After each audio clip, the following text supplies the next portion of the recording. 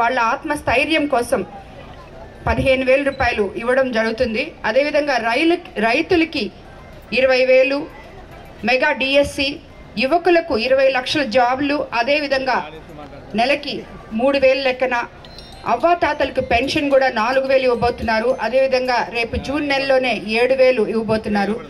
ఈ ఉచిత bus service కూడా ఉంది మహిళలకి.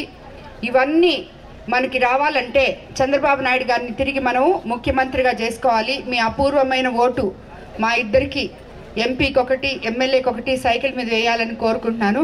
అదేవిధంగా ఈ గ్రామంలో చాలా సమస్యలు ఉన్నాయి. కానీ అన్నిటికన్నా ముఖ్యమైన సమస్య గత వైసీపీ పాలన ధన దాహానికి పెన్నా నది ఇసుక మాఫియా చేయటం ద్వారా నది వరదల వల్ల గ్రామంలోకి నీరు వస్తుంది. వరదలు రాకుండా ఉండటం కోసం పెన్నా నదికి రిటైనింగ్ వాల్ కట్టిస్తామని